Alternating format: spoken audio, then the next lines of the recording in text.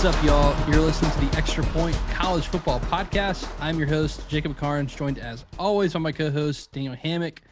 Daniel, we got a packed show tonight. We have another fun off-season ranking that we'll get to in just a minute. First, we got to talk Gus to UCF. We recorded on a Saturday night before that news dropped on Monday, so we're a little bit behind on that, but we got to talk about it.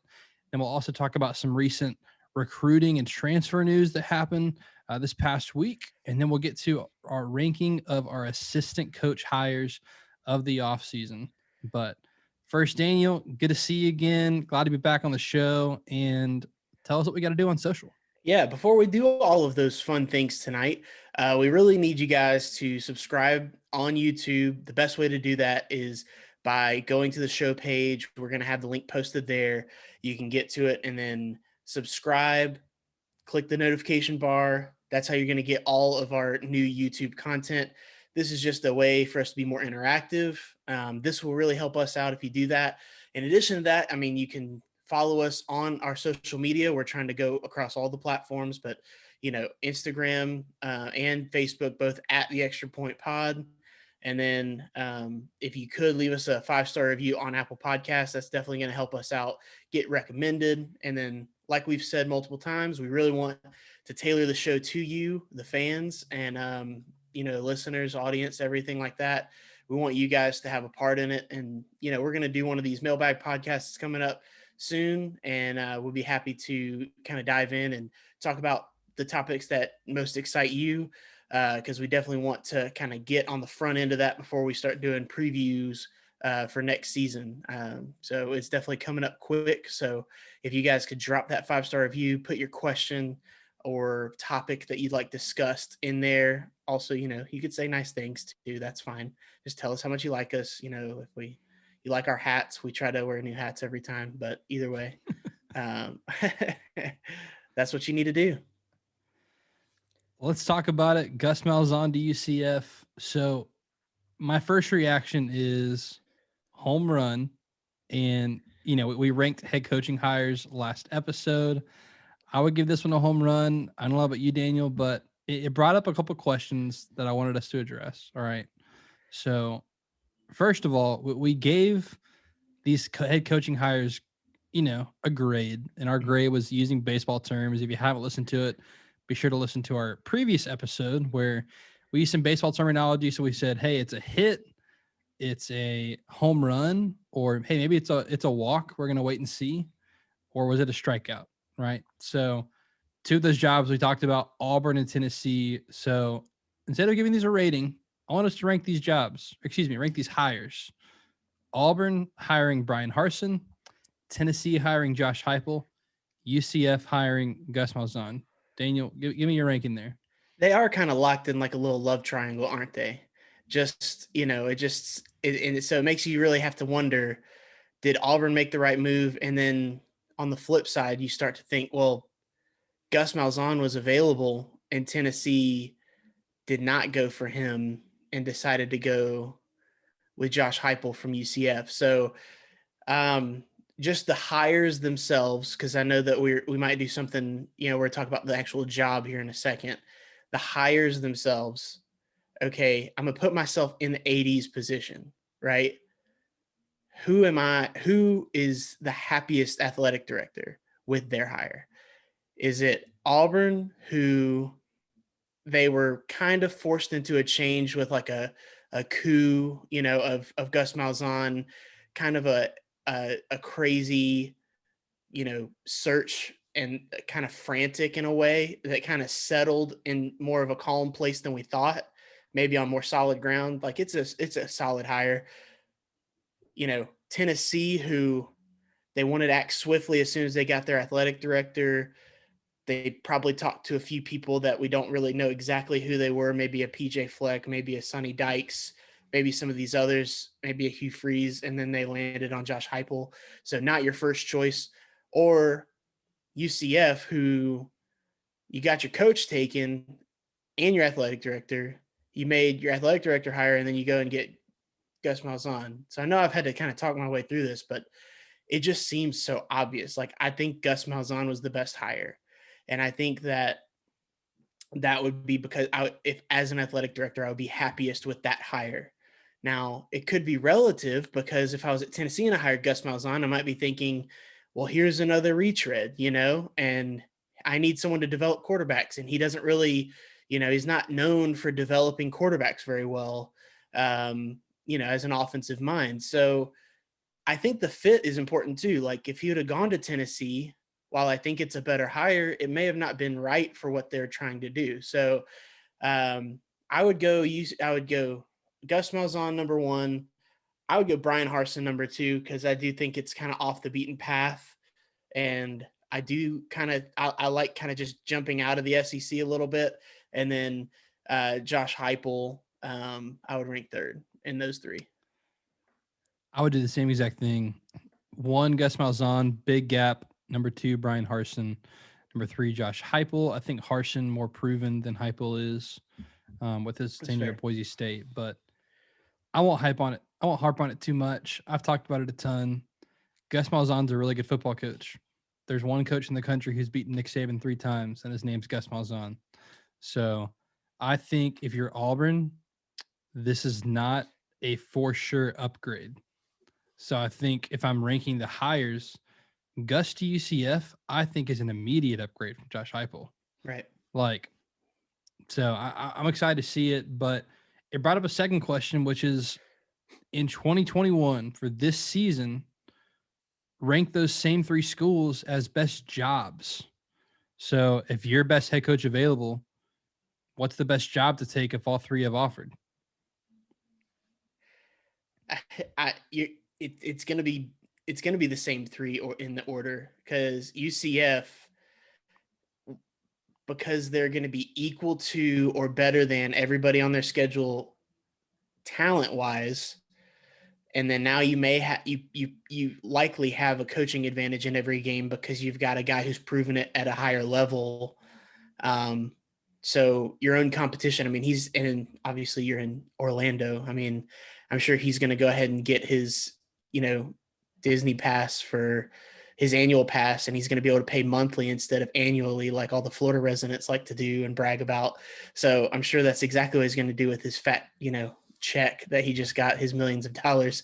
He needs the monthly payment instead of the annual payment, I'm sure. But no, he already posted his boss pick of 82 and sunny, when everybody else is freezing. So I would go that route, and then I would go Auburn next just because it is a more stable gig and it's less volatile. And I mean, Tennessee has got to prove that they can commit to somebody. I mean, I am honestly at the point where I'm not going to be surprised if they fire Josh Heupel after 1 year of underperformance, which is absolutely insane and shouldn't happen.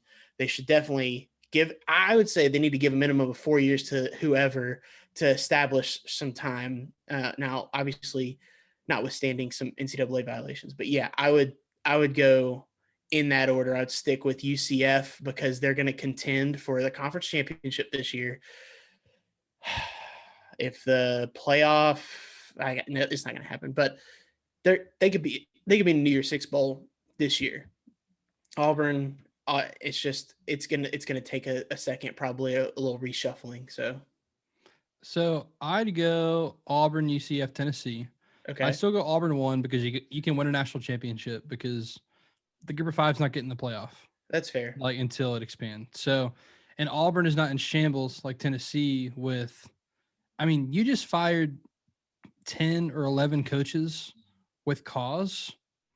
That tells me that there's more coming with the NCAA. Right. This is not the end. You can't just fire 10 coaches with cause and then expect nothing to happen. No ramifications. So in 2021, UCF is a better job than Tennessee. And Auburn is a better job than Tennessee any year, in my opinion. Yeah. So that's how I'd rank those jobs. But nonetheless, I am excited for Gus Malzahn at UCF. I mean, I'm ready to pencil them in as American Conference champions this year. My only hesitation is, all right, let's just look at another fired SEC coach that goes to another I'll just call it a mid-major job. It was a Power 5 job, but Kevin Sumlin a few years ago, and he goes to Arizona. The only question is motivation. Now, these are two different areas because, as someone in the media down at UCF pointed out, there is a pressure cooker of, you know, implications and expectations down at UCF. But, Kevin Sumlin probably needed to take some time off after he was fired at Texas A&M. You need to take that time off to kind of recharge your batteries and like get back in the right mindset to want to coach. And I think that he just took a job and he went there and he didn't give it 100%. And I don't think that he meant to not give it 100%. It wasn't that he intentionally did that. I think it's draining to be an SEC coach because you're getting pulled in so many different directions. So that's my only hesitation with Gus. I like him. I think he's a great coach. On paper, all of this makes sense. I'm with you, penciling them in as the American champions. But my one thing I'm going to keep an eye on is this something he's still motivated with?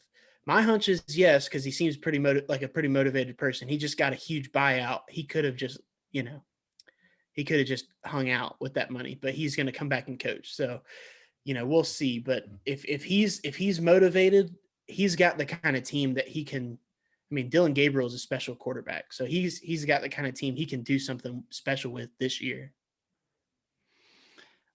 Let's talk about Cody Brown. So Cody Brown, former Tennessee commit at a Parkview High School in Georgia, released from his letter of intent with Tennessee after the firing of Jeremy Pruitt, and commits to Miami today. Yeah. Huge get for Miami. This is huge. He's a thumper of a running back. He's a high-rated 4-star. He has offers all over the board. And so the fact that he was able to get out of his letter of intent and then he decided to go to Miami, I mean, this is huge. They already have Cameron Harris coming back, their starter from this year. Don Chaney Jr., their backup, he's back. So you've got your top two backs coming back, and they're already a pretty good running offense. But this is a match made in heaven. This Rhett Lashley offense, adding another thumper like this. But Cody Brown is a little bit different breed of these other guys. He could be your bell cow, but he's all the short yardage, I think, is gonna go to him. And he's gonna get goal line, and in any 1 or 2 yards that they need, I think it's gonna go to him. So definitely huge. Kind of staying with that, the theme of Tennessee, letter of intents that have gone off. We just had another one, Banks, excuse me, or Brooks, Dylan Brooks from he's going to Auburn. So he's a defensive end, and he is now committed to Auburn. So he was the highest rated player in Tennessee's class. So he's finally been able to, leave, and he's going to Auburn. Auburn got other good news today, Jacob. They get a transfer, 4-star JUCO, who goes to West Virginia last year, graduates, and then now is a grad transfer. So he's a former 4-star. He's kind of had a windy road to get here, but this is big because Auburn, when you make a coaching change, Jacob, it's difficult with this early signing period to get players in. They only got 12 early signees, and so they had to really hustle. And Brian Harsin, not really known for recruiting because, he comes from Boise. So this is a way that we've seen teams build their roster. Dan Mullen at Florida, he's been doing it. So if you can't, recruit high school, or if it was a bad cycle for you, you've got that second wind with the transfer portal. And I think this is going to help, having an experienced guy like him come in and maybe go ahead and be your starter at corner. And you might have a pretty good secondary. Smoke Monday is back. So Auburn, did a pretty good job of holding serve and maybe not falling as far behind as we thought. I'm with you. Some great gets for Auburn. Well, hey, let's get to our main topic. Let's rank. So the caveat is assistant coaching hires. So this could be not just coordinators, but coordinators, position coaches, and also off-field analyst roles. So any assistant coaches that head coaches added to their staff. And you and I came up with the top 5. And my list started at 9. I think you said your list started at 7 or 8. And so we boiled it down to 5. I have my 5 in order, and then we have an honorable mention. So we'll start at the bottom, go to the top, and we're hearing this for the first time with each other. So I'm very curious as to what your rankings are, if they're going to look similar. If you found a couple nuggets that I didn't while trying to track all these coaching hires. But Daniel, I will let you lead with your honorable mention. All right. So I had a feeling we might have the same honorable mention because I don't know if we would put it in our top 5. But friend of the show, Barton Simmons. I have him general manager, off the field role. I counted it, adding to the staff, but it kind of adds a little flavor, a little cachet. Vandy's not known to be sexy, and he's kind of bringing, some interest there. I mean, a national recruiting director for 24/7 Sports, and all of a sudden now he's, this general manager, which no one's ever mentioned that role as a college organization. So the fact that that's there, that's interesting. And I just, I'm interested to see where it goes and see what kind of roster he builds for a traditionally weak roster. So right before we went on, you told me you had some off-field analysts, and I didn't have any on my list. So I'm mad I didn't think of that, because that would have been my number 1 is Barton to Vandy. Definitely number 1 in our heart, Number 1 in our heart. Man, I love Barton. Yeah, you mentioned it. To get with a program like Vanderbilt, you're not going to get 5-star talent. And so to have someone like him who's been a scout for so long, like he was their national director of scouting. And so to pick those diamonds in the rough and to recruit the Nashville area. Anyway, they've put together an incredible staff. Shout out. That's a good one. My honorable mention, Tim DeRuyter, Oregon's defensive coordinator. So they pick up Tim DeRuyter from Cal. He was their defensive coordinator for the past 3 seasons. Cal's defense has gotten better every year. Very good. This past year, it's really hard to judge the Pac-12 at all this past year with the sample size, but the 2019 season, Cal had a very, very good defense. And so to get someone who's already familiar with the conference, was in the state of California, so, big recruiting base in that state, and then to lose your DC to be the head coach at Boise State, to get him in, a great way to fill the gap. That's kind of how I ranked mine is, given what you lost, how did you fill the gap? Or like you said, what was a really, really good fit? Right. And so that, to me, that's my honorable mention, Tim DeRuyter for Oregon. Daniel, what's your number 5? So kind of on that same length, we're talking about guys who are replacing guys who are leaving for a head coaching job. So we just mentioned Barton Simmons. Well, who's the head coach of Vanderbilt? It's Clark Lee. He was the DC at Notre Dame. Well, new DC at Notre Dame, Marcus Freeman. Really impressed with this hire. He comes from Cincinnati. They had a great defense this year. Obviously, they ranked number 2 in the SP plus. I keep wanting to say S and P plus. That's not it. It's SP plus. Bill Connolly's SP plus. So Marcus Freeman, he's a fast riser, and I think that he learned a good bit under Luke Fickell, who is a defensive mind himself. I think this is going to be very much a keep the train rolling, and he's already it's that Midwestern guy, he's in Cincinnati. So, being in South Bend isn't going to be a big culture shock to him, but he's recruited the state of Ohio, which is an important state of recruiting. Notre Dame's obviously a national brand. They recruit all over the place. So, the train keeps rolling. I like Marcus Freeman. So Marcus Freeman's my number 1. Oh, okay. So Marcus Freeman, you mentioned a lot of it, but he's 35 years old. He's young. Like you said, you had to replace Clark Lee, whose defense was excellent. You replaced Clark Lee with 24/7 Sports Defensive Coordinator of the Year at Cincinnati. They ranked 2nd in SP Plus this season. Learned from a defensive-minded coach in Luke Fickell. Great recruiter. Great for the culture. So, to me, home run hire, perfect fit. To your defense is already great. So you bring in a guy who already, same position, but for him, step up in school, to go from a top group of 5 job to immediately a top power 5 job. As school has been in the playoff 2 of the last 3 seasons in Notre Dame. This is my number 1 home run. Like when they announced this, I was like, that this is so good for Notre Dame. It just to made lose sense. it made perfect sense. Same area, a lot of stuff you mentioned, but Marcus Freeman was my number 1. So love that was in your top 5. I'll get my number 5. Dan Enos, Maryland Oh, offensive coordinator. So interesting. here's why I love this. Again, this is like more fit.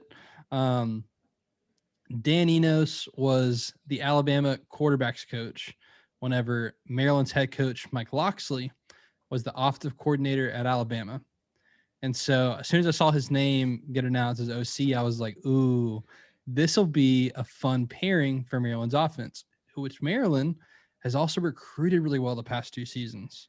And so if you're trying to look for a Big Ten buster, kind of like Indiana was this year, I'm looking at Maryland. And now Michael Locksley's got his buddy Dan Enos back, who And he coached Talia Tagovailoa as well. he So did. he was part of that recruitment. He was part of the initial coaching. So So Enos, of course, was Alabama's quarterbacks coach, was Miami's offensive coordinator for a year. That did not go very well in Miami, which I think expectation, new head coach, all that stuff, pressures on. Was Cincinnati's running backs coach this past year. So, and co-offensive coordinator. So has a year to recruit, to recoup. Of course, Cincinnati had a great year on offense, especially in the running game. yep. So for Mike Locksley to bring in his buddy to coach his offense, both offensive minded, they're, have coached a great offense on the same page. That 2018 Alabama offense was historic. I thought it was a great hire and loved the fit with Mike Locksley. So that was my number 5, Dan Enos to Maryland. Daniel, what's your number 4? So number 4, I did go back off the field. And this is a defensive analyst. You're going to see a common theme here. I like a lot of defensive guys. Will Muschamp coming to Georgia, where he was a UGA letterman. He played there. And so he obviously knows Kirby Smart, not necessarily, a little bit from their playing days, but mostly throughout the ranks. They coached at Valdosta State together, at LSU together, and they just have kind of crossed paths a few times, and they've been good buddies for a while. So this kind of seemed obvious that, after he got fired at South Carolina, that he was probably going to take a year off, but some fans who are outside of the bubble of, maybe Dog Nation wouldn't know is Jackson Muschamp, his son, who played locally in Columbia. He is a preferred walk-on quarterback at Georgia, probably just going to be scout team, that kind of thing, play, his whole career there, maybe, dress for home games, that kind of thing. But, a dad getting to be around his son who's at a big time program, that kind of thing, that's going to be big. And, he's taken a little, small salary. I'm putting that in quotes. It's, $300,000, a year. But, it's one of these things I think might go overlooked because so many people just think of Kirby as this, defensive guru. The defense was already great. It's been great. But anytime you can continue to add, with how much offense is going out there, anytime you can add someone who is an expert on the defensive side of the ball. He's been a head coach twice, but the reason he's been a head coach twice is because of how good his defenses are. His defenses at Texas, LSU, Florida, Auburn, South Carolina. I mean, South Carolina, he had them playing, pretty good defense relative to what they were able to accomplish. So that all together, the fact that he's just going to be a sounding board and he's always down the hall if Kirby needs some advice, he's been a head coach in this league. So, a lot of people, can maybe shrug their shoulders and say, well, he's a failed head coach. Well, I don't know how much you learn from winning all the time, but there's a lot you learn from failing. And I think Muschamp has a lot to offer the University of Georgia. So to me, it's kind of a no-brainer hire. And it was just kind of a right place, right time, good fit. So let's see if this, ends up translating to something for Georgia down the road. I like it. Good fit. Like you said, kind of a perfect role to take a year off. You're not on the field coach, I like it. My number 4, Derrick Mason, hired as Auburn's defensive coordinator. Is this on your list? It's my number 1. Your number 1. All right. So Derrick Mason, I originally had this number 2, and then I moved some stuff around. So, kind of the same stuff. It's easy decision. So Derrick Mason spent from 2014 through 2020 as Vanderbilt's head coach.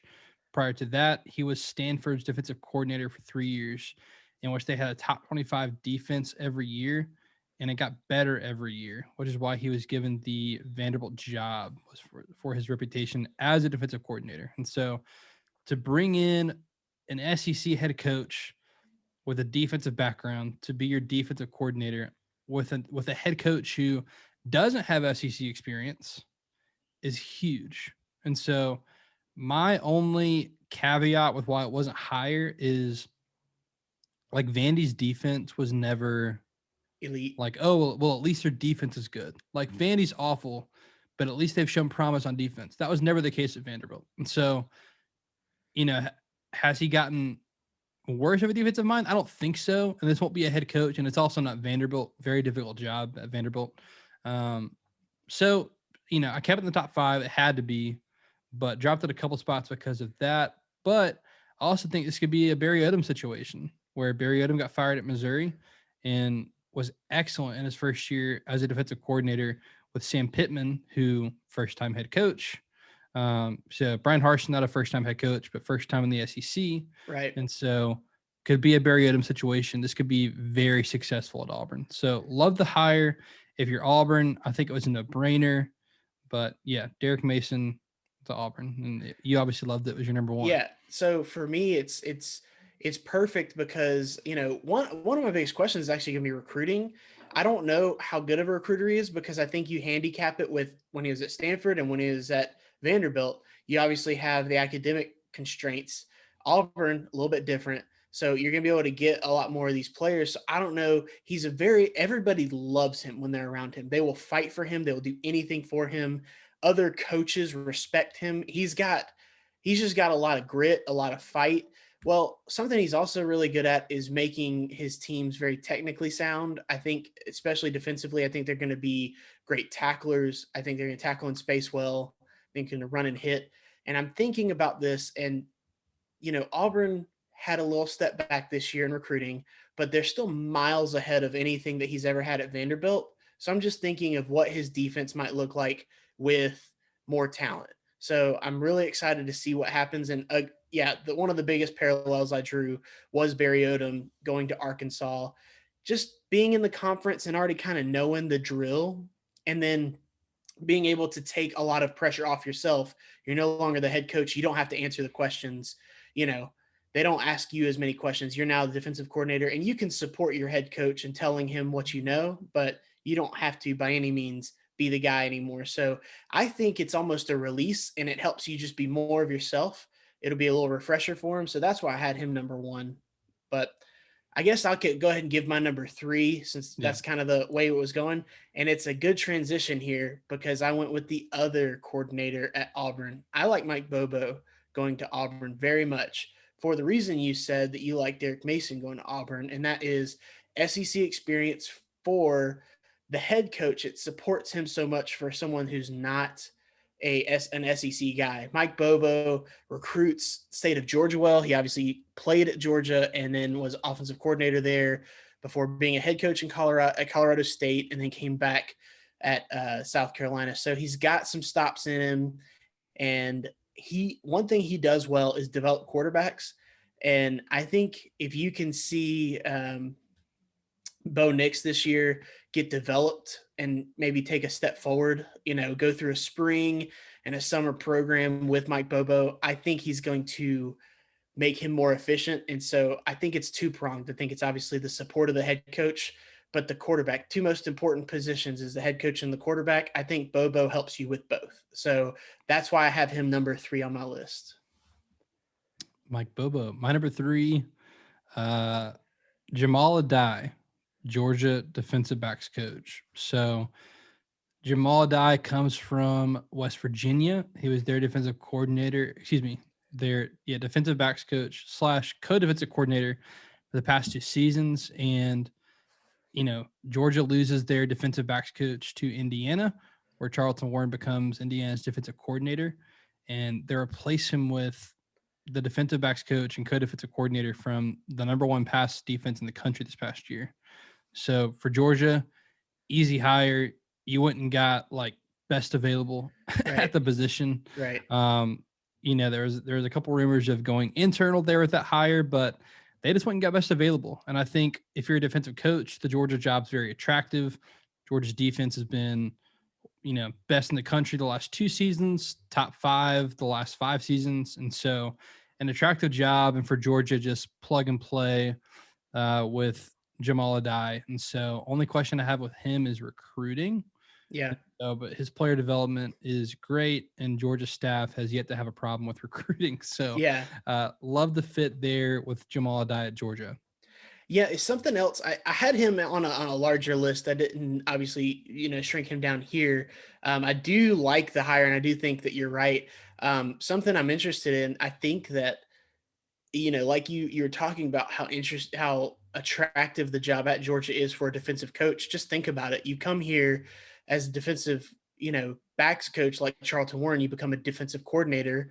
Or if Dan Lanning, who's been getting floated around for jobs, if he gets a head coaching job in a year or two, well, what are they going to do for defensive coordinator? I mean, that might be an opening for you. If you're a good coach, you come in and you prove yourself. So, and that shine that you're going to get, under Kirby Smart, it's the same shine that Kirby Smart got under Nick Saban. So it's, when you're on that side of the ball, it's kind of like, it's just a gold mine that people are going to keep coming back to.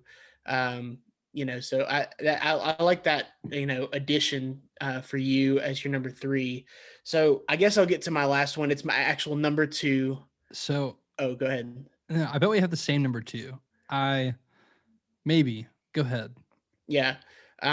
Travis Williams, defensive coordinator for UCF. Okay. So reason I love this, he's a fast riser. He's a recruiter. He was someone who was getting projected to be a defensive coordinator at the SEC level soon. He was a position coach at Auburn under Gus Malzahn. And after the whole coup happened and then Kevin Steele left,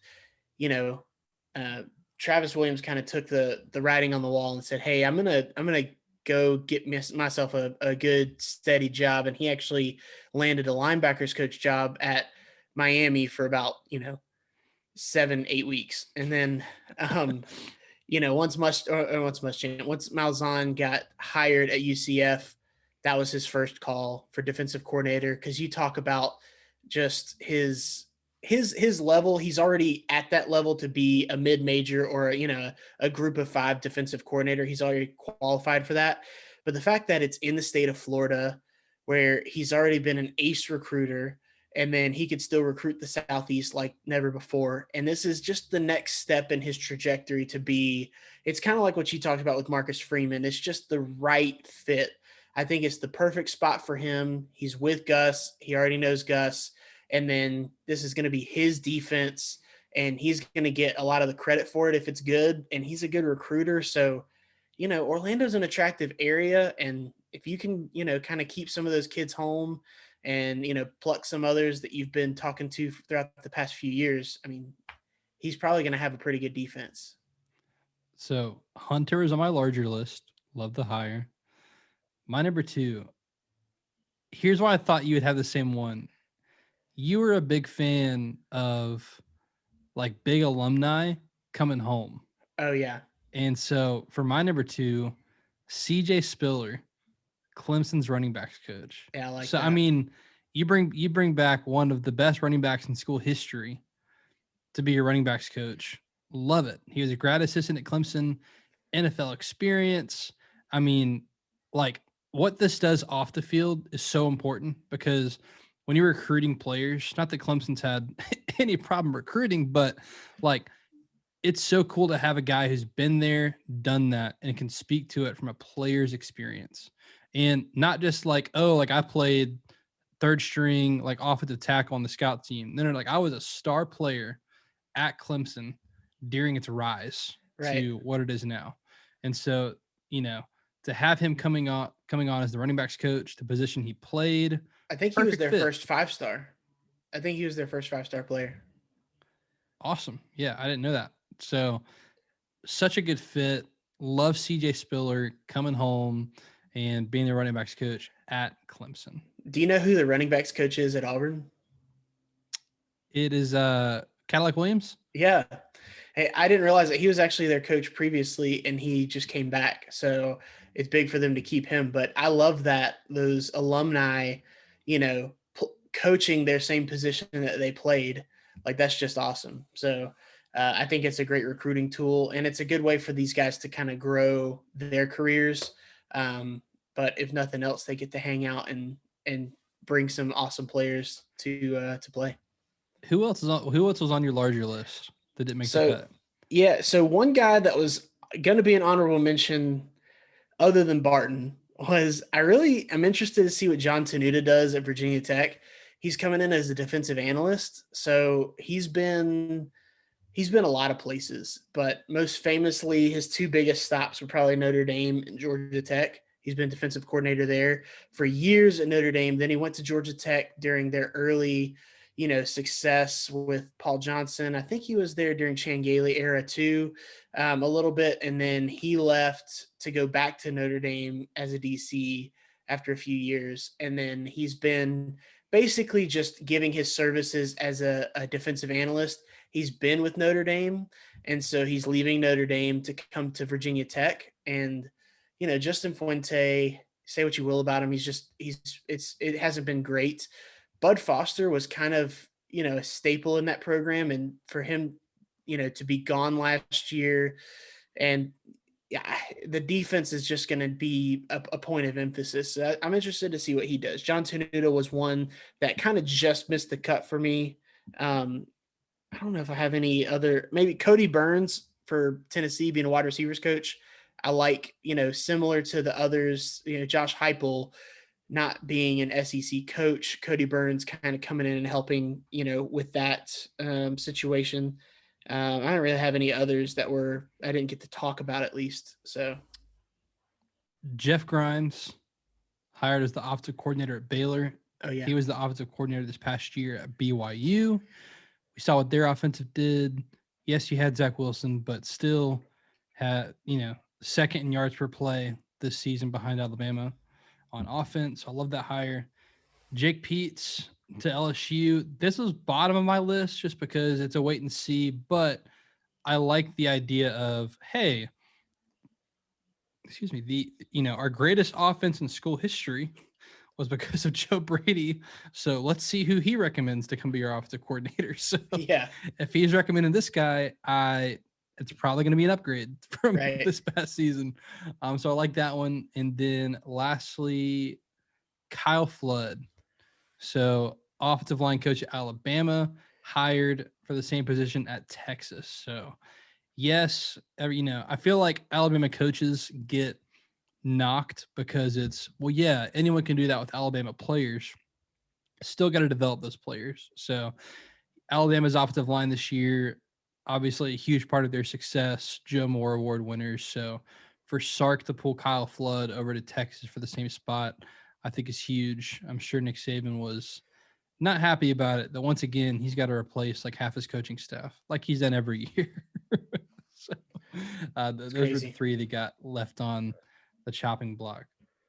But hey, some big hires. We'll see if any more moves get made in the offseason. And next episode, we have an extra point special.